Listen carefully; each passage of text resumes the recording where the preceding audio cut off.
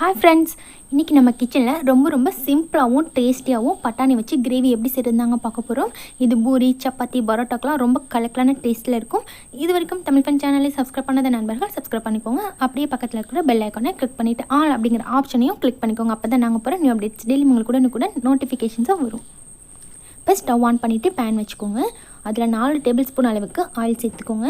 Oil நல்லா heat ஆனதுக்கப்புறமா இது கூட ஒரு பட்டை, 2 கிராம்பு, ஒரு ஏலக்காய், பாதி போல் அன்னாசி பூ சேர்த்துக்கோங்க. அப்புறமா ஒரு பிரிஞ்சி இலை சேர்த்துக்கோங்க.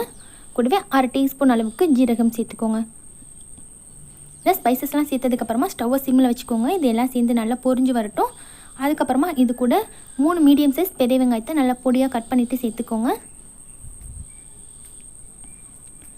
சேர்த்துட்டு மீடியம் ஃப்ளேமில் வச்சுட்டு வெங்காயத்தை நல்லா வதக்கிக்கோங்க. வெங்காயம் இது போல் நல்லா 3/4 அளவுக்கு நல்லா வதங்கி வந்ததுக்கப்புறமா 1/2 டீஸ்பூன் அளவுக்கு மஞ்சள் தூள் சேர்த்துக்கோங்க. கூடவே 2 டீஸ்பூன் அளவுக்கு மிளகாய் தூள் சேர்த்துக்கோங்க. ஸ்டவ்வை நல்லா ஸ்லோவாக வச்சுட்டு இதை நல்லா வறுத்து விட்டுக்கோங்க. இப்போ இதெல்லாம் நல்லா வதங்கி வந்துட்டுருக்கட்டும்.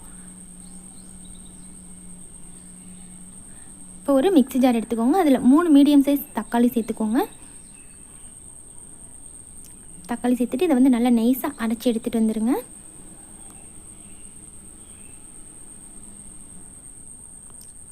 இப்போ அரைச்சி எடுத்த தக்காளியை இது கூட ஆட் பண்ணிக்கலாம்.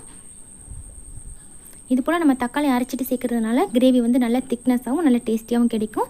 கூடவே 1 டேபிள் ஸ்பூன் அளவுக்கு இஞ்சி பூண்டு பேஸ்ட் ஆட் பண்ணிக்கோங்க. அப்புறமா 2 பச்சை மிளகாய் சேர்த்துக்கோங்க. சேர்த்துட்டு இதை ஒரு தடவை நல்லா வதக்கி விட்டுக்கோங்க. தக்காளி நல்லா பச்சை வாசனை போய் நல்லா வதங்கி வரட்டும்.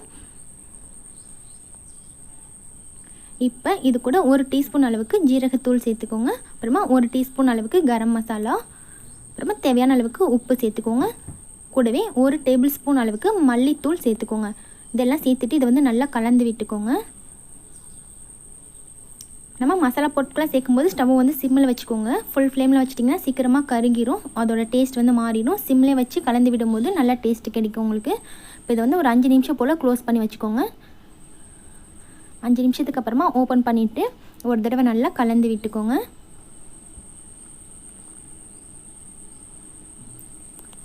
இப்போ இது கூடவே 1/2 கப் அளவுக்கு கெட்டியான புளிக்காத தயிரை ஆட் பண்ணிக்கோங்க. தயிரை ஆட் பண்ணிவிட்டு நல்லா மிக்ஸ் பண்ணி விட்டுருங்க. மிக்ஸ் பண்ணிவிட்டு மீடியம் ஃப்ளேமில் வச்சுருங்க.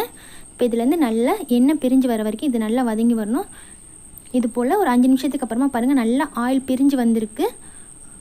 இந்த ஸ்டேஜில் இது கூட நம்ம வேக வச்ச பட்டாணி ஒரு 1/2 கப் அளவுக்கு சேர்த்துக்கோங்க.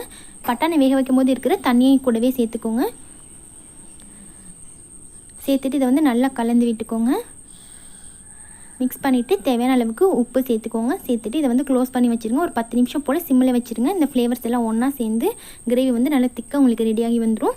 ரொம்ப சிம்பிளாக 10 நிமிஷத்தில் இந்த கிரேவி நம்ம ப்ரிப்பேர் பண்ணிடலாங்க. ரொம்ப அட்டகாசமான டேஸ்ட்டில் இருக்கும். இதே போல் நீங்களும் வீட்டில் கண்டிப்பாக ட்ரை பண்ணி பாருங்கள் ஃப்ரெண்ட்ஸ்.